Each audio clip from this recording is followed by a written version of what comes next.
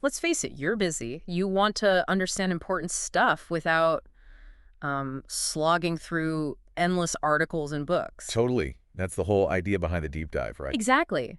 We take a complex topic, wrestle it to the ground, kinda, and hand you the key insights. And today, we're plunging into something really fundamental: listening. Yeah, listening. We all do it, or, well, we think we do, but there's a lot more to it than meets the ear. Definitely. We're diving into what many are calling the lost art of listening. We've sifted through some really fascinating sources. Like what? Well, there's a book by a journalist who, sees herself as a professional listener. A professional listener, huh? Yeah, and she weaves in cutting-edge research from neuroscience, psychology, sociology, all that good stuff. Okay. Think of this as your express route, your shortcut to really understanding this crucial part of connecting with other humans. Right. So we've got perspectives from someone who's talked to everyone, Nobel laureates, kids, you name it. Uh-huh.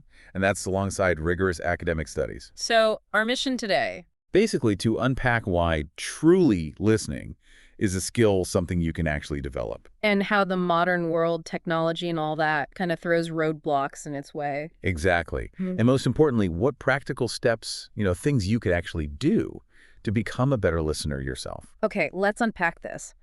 Why does it sometimes feel like genuine listening is becoming rarer? Where do we start? Well, a big piece of it, according to the sources, is technology and social media. It's kind of a double-edged sword. How so? They offer connection, sure, but they can also create these sound bubbles. Sound ball. Yeah, where we mostly hear viewpoints that, already match our own. It filters out the contrary stuff. And that leads to feeling kind of isolated, even when you're constantly online. That's what the sources suggest, yeah. Sort of creeping sense of isolation.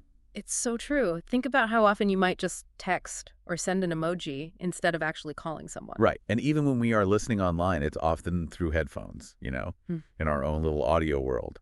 Like building little soundproof booths around ourselves. Exactly. And the impact goes deeper than just how we communicate. Okay. The sources argue this constant digital buzz, while it keeps our minds busy, doesn't really foster that deep emotional connection. The kind you get from actually hearing someone. Precisely.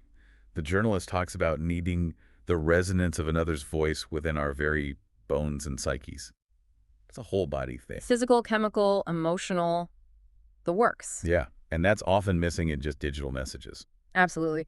And this is where it gets really interesting, the knock-on effects. What? Like how social media activity and online polls are getting used more and more as like a proxy for public opinion by journalists, researchers. Yeah, it seems efficient, right? It gives you that feeling of being data-driven. But But relying just on that can be, well, pretty misleading. The data suggests the most active users online. They're often a specific type. what type? Maybe more inclined to voice strong opinions, maybe more prone to outrage and hyperbole. Ah, the loud voices. Exactly. Those Yeah. measured, nuanced viewpoints. They don't tend to go viral. So it skews the whole picture of what people really think or would say face to face. It certainly raises that question, yeah. It distorts the dialogue. Okay, so that's the tech side. What about just people who aren't great listeners? What habits do the sources point out? Oh, some really common ones. Like poor listeners often think they're being helpful. Helpful how? By interrupting. Yeah, or finishing your sentences. They genuinely think they're speeding things up or showing they understand. But really, for them, listening is just waiting. Often, yeah, just waiting for their turn to talk.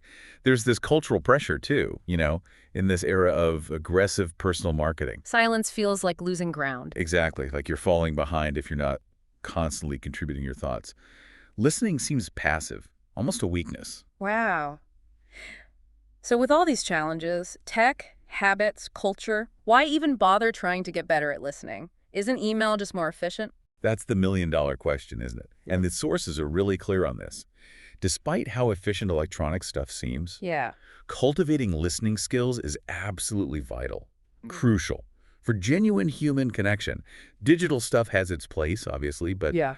it just can't replicate that deep understanding. And the sources have examples, right, to show why it matters so much. Yeah, really powerful ones. There's this story of a successful, really gregarious business owner, outwardly confident, Okay. but he never really learned to listen. Why? because his dad always dismissed him, his thoughts, his feelings. Ah, so it created a pattern. Exactly. He then struggled to listen to others. It shows how not being heard can just ripple through your whole life, affecting all your connections. That makes a lot of sense. And then there's the flip side, programs that help. Yes. Like the Circle of Security program. Mhm. It teaches parents how to really tune in, listen, and understand their kids' needs. And the effects go beyond just the parent-child thing. Massively. It improves relationships with partners, colleagues, Mm. friends, everything. And the demand for these programs is huge, and they work, even for people who've had really tough backgrounds, abuse, neglect.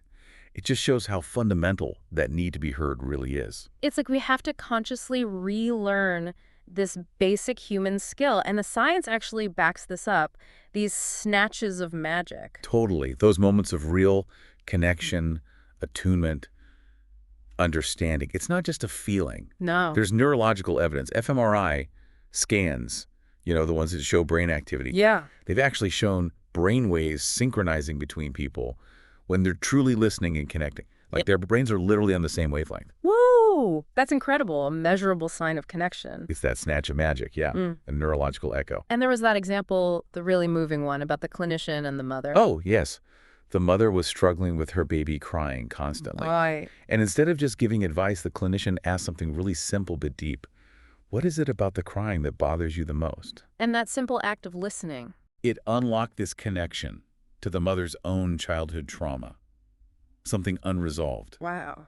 It allowed for a much deeper understanding, a real shift in their relationship.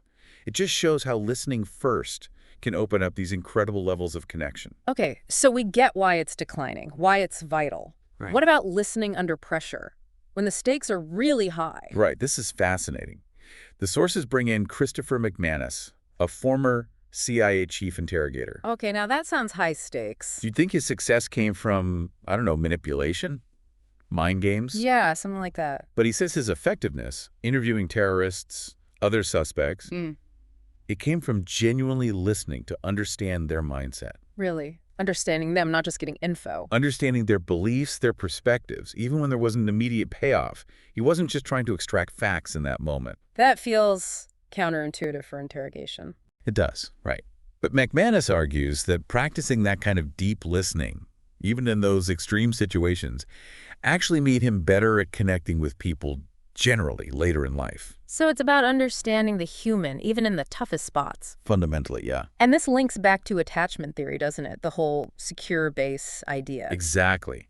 How our early experiences of being heard shape how we connect later. Right. Research shows that securely attached people, those who felt heard growing up, tend to be more curious, more open to new information. Because they felt safe. Pretty much. Having someone who really listens provides that secure base. It's a buffer against loneliness.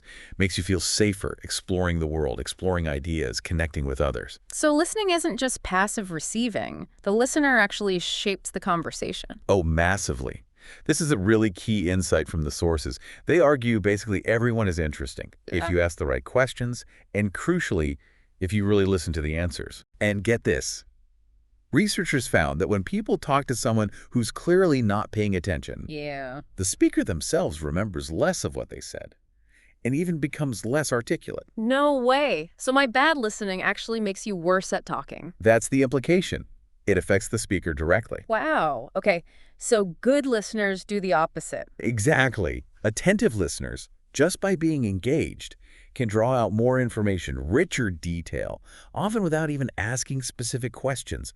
Your focus is like a catalyst. So the listener kind of sets the stage for a better conversation. That makes sense. And we tend to like routine, but conversations can be unpredictable. Absolutely. We like our routines, but that very unpredictability of real human interaction can be surprisingly engaging, rewarding even. If we actually listen. Right. If you don't listen, you get bored. You miss out on learning new things, seeing different perspectives. McManus, the CIA guy, even he said he was still constantly surprised by what people reveal when they feel heard. That's saying something. And there was that study about commuters talking to strangers. That sounds awkward. It does, doesn't it? But they had commuters intentionally try to connect with strangers, just by being curious and attentive in brief chats. How did it go? Surprisingly well. People found their fellow commuters way more gracious and interesting than they expected. Huh. So maybe we shouldn't be so quick to ignore everyone on the train. It definitely challenges those assumptions about quick, impersonal interactions. Makes you wonder about missed connections. Totally.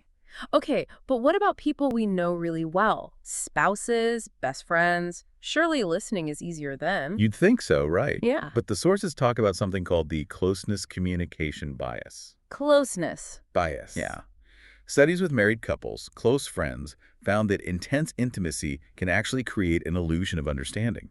How? Because we feel so close, we assume we know what they're thinking, we make more assumptions, and paradoxically, we can end up being less accurate in interpreting what they actually mean compared to talking to a stranger. Whoa. That's a serious blind spot. We think we know them so well we stop listening carefully. Kind of. The comfort, the familiarity, it can lead to mental shortcuts. We fill in the blanks based on history, not on what's being said right now. Okay, that's slightly terrifying for relationships. So how do we actively maintain those connections, especially with this closeness bias lurking? It really comes back to the basics. The sources stress the importance of everyday talk. Like, how was your day? Yeah, but crucially, asking, "How are you?" and then actually listening to the answer. Yeah. Taking that time and mental space. Not just using it as a greeting. Exactly. Robin Dunbar's work on social networks. Dunbar's number? Yeah, the idea we can only really maintain about 150 meaningful connections. Right. Well, his research shows these regular attentive check-ins are primary for keeping friendships strong within that limit. Makes sense. And those friendships have layers, right? Some need more attention. Definitely. If you lose touch, stop doing that active listening. Close friends can drift into just being casual acquaintances. You have to keep investing that listening effort. What about when things are really tough, like couples in therapy? Listening is huge there. The sources say couples in therapy often have an extreme case of that closeness communication bias. Both feel totally unheard. Yeah, that sounds familiar from, well, everywhere. But the act of just saying their piece, airing grievances in front of a therapist or a group where others are listening attentively, that can be incredibly powerful. Why? It often helps them articulate things more clearly, and it can help set a new norm, a healthier dynamic of actually listening to each other in the relationship. Like having attentive listeners models better behavior, and the listener's attitude really matters for what gets shared. Oh, absolutely. People constantly adjust what they disclose based on how they read the listener in that moment. So if I seem judgmental or distracted, You're going to get less. Less vulnerability, less honesty. People shut down. we've all felt that. And there was that example of the mansplainer in therapy. Yeah, that was insightful. For him, learning to consciously listen to his wife, and then key step, paraphrase back what he heard. Actually repeat it. Yeah, to check his understanding. That was a major turning point for them. It wasn't a skill he'd learned growing up, but actively practicing it changed everything. It proves listening is a skill you can learn. And that thought from Bishop Flores is quite profound, isn't it, about expectations? Yeah, that expecting complete, perfect understanding might be unrealistic. So what's the point then? He suggests the gift is the listening itself, the act, the intention. That's the love, even if 100% understanding isn't always possible. That's a beautiful way to frame it. Okay, let's talk biases. We all have them. How do they mess with our listening, especially with people we don't know well? Big time. This is where confirmation bias and expectancy bias really kick in. Explain those again. Confirmation bias is looking for stuff that confirms what you already believe. Expectancy bias is hearing what you expect to hear based on stereotypes or assumptions. So when talking to strangers, We tend to unconsciously categorize them. Gender, race, job, whatever. And that creates this illusion that we already get them. which kills curiosity. Totally. It's that, yeah, I got it reflex. We jump to conclusions based on the category, not the individual. So these mental shortcuts are actually roadblocks. Huge ones. They make us listen selectively, only tuning into things that fit our pre-existing ideas about that type of person. And the sources have that example about responding badly when someone loses their job. Right. Offering cliches or immediately talking about your own job loss. It completely misses the mark. Because good listeners focus on why the person is telling the story, how it's affecting them emotionally. They aim for that "you totally get it" feeling in the speaker. It's about validating their emotion, not just the facts. Empathy again. Exactly. And even in extreme cases like hostage negotiators. Yeah, what's the listening angle there? It's fascinating. Their priority isn't manipulation, those Jedi mind tricks. It's listening to understand the person's viewpoint, their needs, their To motives. build rapport. Empathy. Yes, to foster sympathy, potentially de-escalate things, prevent violence, all through understanding, not trickery. That really reframes negotiation. And then the really tough point about mass shooters. Yeah, the sources note a disturbingly common theme. A deep sense of alienation, a feeling utterly unheard and misunderstood. Like no one was listening. It seems to be a significant factor. Even Marilyn Manson, after Columbine, talked about the need to listen to kids who are struggling. It just hammers home that fundamental need to be heard and the potential tragedy when it's missing. Okay, so let's get practical. What are the actual mechanics of good listening? It's not just sitting there quietly, is it? Definitely not. It's about actively using your mental bandwidth. Your brain can process words way faster than people speak. Right. So what do you do with that extra brain power? You use it to understand the validity and the motivations behind what's being said. You actively fight off those mental side trips, the distractions. Which is hard, and the sources say we miss a lot anyway. Yeah, the stats are kind of shocking. Most people miss at least half of what's said right after a short talk. Half. And it gets worse. After 2 months, people might only retain about 25%. Yikes. Okay, so how do we fight that? One useful idea is to think of listening like meditation. How so? You acknowledge when your mind wanders, because it will, and then you gently, non-judgmentally, bring your focus back to the speaker. Again and again. Ah, okay. Not beating yourself up, just refocusing, like training a muscle, Exactly. And this applies even when the speaker is difficult. like the prickly poet example. Right. Even if someone's abrasive or negative, if you keep listening past your own reaction, You might see what's underneath. you often can. Underlying insecurities, motivations, things you totally miss if you just got sucked into your own irritation. Look beyond the surface behavior. Okay, now for a really big challenge, listening to opposing views. Why is that so incredibly hard? Our brains are kind of wired against it, in a way. When our core beliefs get challenged, Yeah. it can trigger that primitive fight, flight, or freeze response. The amygdala lights up. It feels like a threat. Like a personal attack, even if it's just an idea. Exactly. Yeah. So genuinely listening in that state becomes almost impossible. We get defensive immediately. You see that everywhere now. Students feeling unsafe, hearing different views, politicians refusing to even consider opponents' ideas. Right, and the sources contrast this with, say, Tip O'Neill and Ronald Reagan back in the day. They disagreed fundamentally, right? Yeah, absolutely. Uh-huh. But they could still talk, listen respectfully, find common ground, compromise. It feels very different from today's climate. And social media fuels this polarization. Seems like it. Yeah. Creates those echo chambers where we mostly hear agreement. Makes it harder to encounter different views respectfully. Plus, the lack of face-to-face accountability online means discourse can get harsher. Outrage gets amplified. So the advice is... Try to consciously tone down that instant, "No, you're stupid" reaction. Take a breath. Yeah. Adopt a stance of genuine curiosity, even if you disagree strongly. Try to understand why they believe what they believe. Curiosity over combat. Easier said than done sometimes. For sure. And the sources acknowledge, on a deep level, disagreement can feel like being kicked out of the tribe.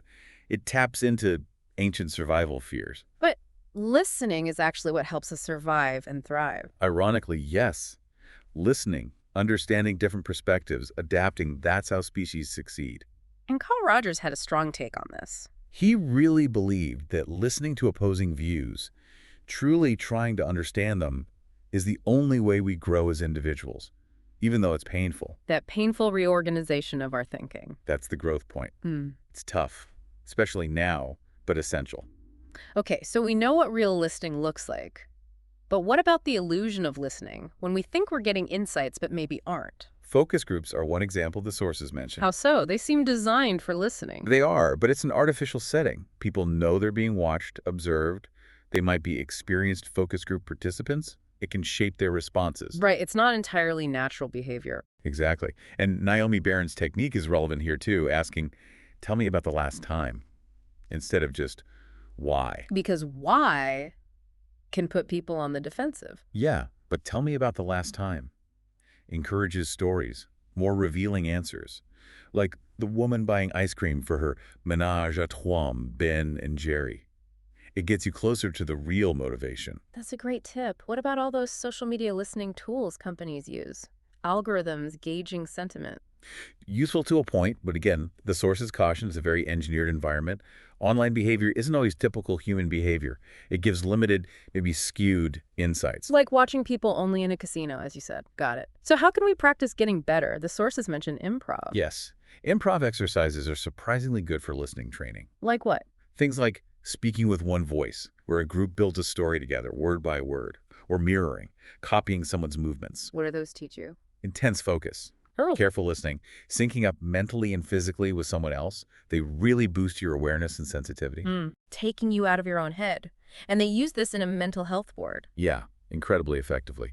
Staff trained in improv got much better at noticing subtle cues, predicting patient outbursts. It made the whole environment more therapeutic. Wow. Echoes of Carl Jung using mirroring, too. Exactly. It's about that deep, nonverbal attunement. This brings us to conversational sensitivity. What is that exactly? Think Terry Gross from NPR's Fresh Air. The sources use her as an example. She has exceptional good ears, Waiting.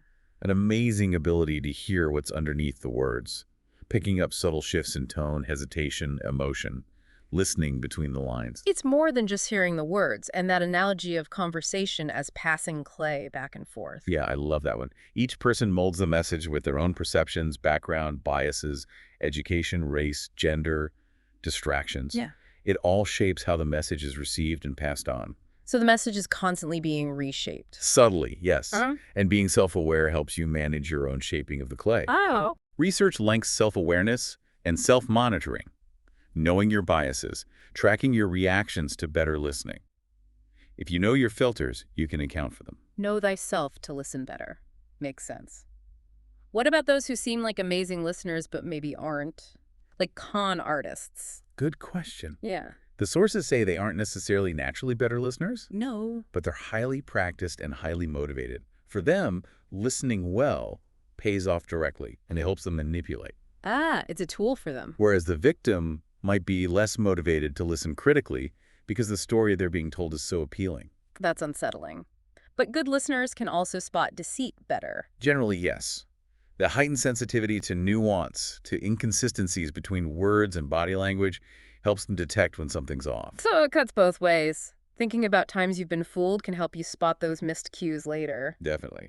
Hindsight reveals a lot about those gut feelings we ignored. Okay, let's talk about our own heads. That constant inner voice, the chatter, how does that affect listening? It's always going, right? That inner speech. And we use the same brain parts for it as for speaking aloud. Really? Yeah.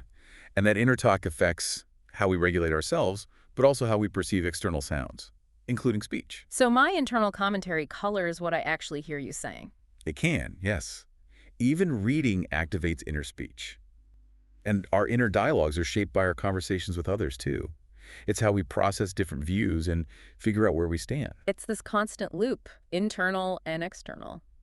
Fascinating. So how do we actively make people feel heard? Not just be quiet, but make them feel valued. This is where support responses versus shift responses come in. It's a key distinction. A shift response suddenly turns the conversation back to you. A support response encourages the speaker to elaborate more. And the example was Lady Randolph Churchill with Gladstone and Disraeli. Perfect example. Gladstone made her feel he was clever, but Disraeli made her feel clever. He was a master of the support response. Making the other person the star? How do we do that? Give more support responses. Use open-ended questions, not yes-no ones. Things that invite more sharing. Like, tell me more about that instead of, did you like it? Exactly. And fill-in-the-blank prompts work, too. Letting them lead. Focus on their feelings, their experience, not just random details. Create that space for them. But sometimes we avoid those deeper questions, right? Fear of emotion. Yeah, that can happen. Sticking to safe logistical questions instead of diving into the messy human stuff, real listening takes a bit of courage. And the Quakers have a practice for this. Clearness committees. Yes, it's fascinating. A group asks one person open, honest questions, no agenda, no fixing, no advice, just questions to help that person find their own clarity. Wow, that sounds powerful, like Parker Palmer's experience. Exactly. Even just asking directly, what is the emotion in our relationship right now, can prompt real listening on both sides. Takes vulnerability. And for parents with teens. The advice was connection questions over logistics. How did that feel instead of, did you finish your homework? Prioritize the relationship. Build the connection first. And our interpretation changes based on what we already know, like that Salinger story experiment. Right. Telling listeners different things about the character beforehand totally changed how their brains process the exact same story. Uh, Our expectations literally shape what we hear. our brains are constantly interpreting, not just recording. Okay, let's get physical. Yeah. The actual act of hearing, there's a right ear advantage. Yeah. Generally, the right ear seems slightly better tuned for processing the meaning of speech, the words. And the left ear? Maybe more for the emotional tone, the music of the voice. Though handedness can affect this. And they tested this in a nightclub. Ingenious, right? People instinctively offered their right ear in the noise, and were more likely to agree to requests made to that ear. Huh. But our basic hearing can get damaged easily. Noise pollution. Big problem. Loud music, power tools, noisy restaurants. It all adds up, permanently damaging those tiny hair cells in the inner ear, Leading to hearing loss. which makes connecting so much harder. Protecting your hearing earplugs, safe volumes, is crucial for maintaining connection long term. We don't think about protecting our listening ability that way. And hearing loss isn't just about sound. No, it affects everything. Irritability, social withdrawal, job performance, overall health. Primarily because it cuts off that vital connection to others. Wow. And listening isn't just ears, right? Faces tell stories too. Absolutely. Tiny changes in facial blood flow, muscle tension, they signal emotions subtly. Attentive listeners pick up on these nonverbal cues using all their senses. A full sensory input, though sometimes less visual input helps, like phone interviews. Some journalists prefer it, yeah. Avoids visual bias, focuses them on the voice, like the idea of the confessional booth. Right, encouraging honesty through anonymity. But bad cell quality can actually hurt listening because you lose those crucial tonal nuances.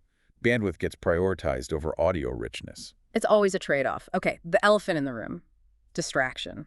Constant connectivity. How badly does it mess with listening? Massively. That constant pinging, the FOMO fear of missing out, it shreds sustained attention, makes deep listening really hard. And it might even be killing our ability to daydream. The sources raise that concern, yeah. And daydreaming, that unfocused state, has been linked to huge creative and scientific breakthroughs. Yikes. What about the impact on kids? The screen generation. Studies show caregivers often ignore kids for their phones. That impairs child development and likely shapes how that generation learns or doesn't learn to listen. It's a cycle we need to break. And multitasking is basically a myth for attention, right? Total myth. Every time you switch tasks, your attention degrades. You can't truly listen while doing something else. So the solution is Create quiet zones, physically and mentally. Put the phone away, signal you're ready to listen, choose quiet places. It takes conscious effort. intentionally creating listening space. Yeah. Got it. Let's talk nuance. Communication beyond words. Like that salesman, Greg Hoff, just listening calmly while the Hortons told their stories. His placid expression built rapport without him saying much. Attentive nonverbals. And silence means different things in different cultures. Hugely different. Japanese and Nordic cultures, especially Finns, are much more comfortable with silence. It shows respect, thoughtfulness. Whereas Americans tend to fill the gaps. Often, yeah. Being comfortable with silence can signal a secure relationship, even status. It's not universally awkward. Good reminder. And that composer's silent day exercise. R. Murray Schafer made his students silent for a day. It heightened their awareness of all sounds, environmental, conversational nuances. Just being quiet yourself can reveal a lot. Totally. Bartenders see it all the time. People will talk for ages if someone just listens without interrupting. And regret often comes back to not listening. So often, especially in relationships, it's a huge source of regret because that moment, that chance to connect and understand, is gone forever. A powerful motivator to listen now. What about the unspoken rules of conversation? Grace's maxims. Yeah, that implied social contract. Be truthful, relevant, logical, brief enough, clear. We break them all the time, though. We do. But breaking them too much causes annoyance, disengagement, and fundamentally, poor communicators are usually poor listeners. Because The best communicators listen well, first to understand their audience, then adapt their message. It's about tailoring, which requires listening. makes sense. Talking to a bad listener feels off, like bad dancing. Exactly. The rhythm is wrong. They might have good stuff to say, but it's hard work to get there because the back and forth is broken. And sometimes just listening to a bad listener can help them. It can. Sometimes poor listening comes from insecurity. Your attentive listening can model better behavior, encourage them to reciprocate, make the conversation more coherent. The listener has power. And those examples of missing cues. Mhm. Jonas missing Mary's discomfort, Hannah missing Nate's disapproval. Perfect examples of low conversational sensitivity, just not tuning in. Unlike hairdressers, who often become confidants. Right. Clients sense a listening ear, feel safe, and often open up while looking in the mirror. Maybe that helps too. Interesting. So wrapping up, despite the challenges, why is listening ultimately so rewarding and necessary? Because it connects us. It helps us understand how others cope, makes us feel less alone in our own struggles. It pulls us out of our own heads. It clarifies our own thoughts, too. Paradoxically, yes. Engaging with others helps us understand ourselves. And crucially, listening is fully under our control. It's a gift we choose to give. No one can make you listen. Exactly. Father Gomez saw that crisis of listening in the long confession lines. People desperate to be heard, even more than forgiven sometimes. His role was often just to listen. That's what people craved, and tech gives a false sense of connection. Yeah, without the messy effort of real interaction, we lose richness, nuance, and get this creeping dissatisfaction. And not listening just lowers the whole level of conversation. Definitely. Attentive listeners make speakers more thoughtful, more responsible for their words. It elevates things. So the big takeaway. Truly listening is way more than hearing. It's active, requires curiosity, empathy, self-awareness, a conscious effort to connect in this noisy world. So think about everything we've covered, the neuroscience, the social stuff, the tech impact. What really stands out to you listening right now in your own life? What feels most relevant or surprising? And here's that final thought to chew on. In a world shouting for attention, maybe the most radical, most impactful thing you can do is just truly listen. What could shift for you personally, professionally, if you really prioritized this lost art? Maybe try experimenting with more intentional listening this week. See what happens.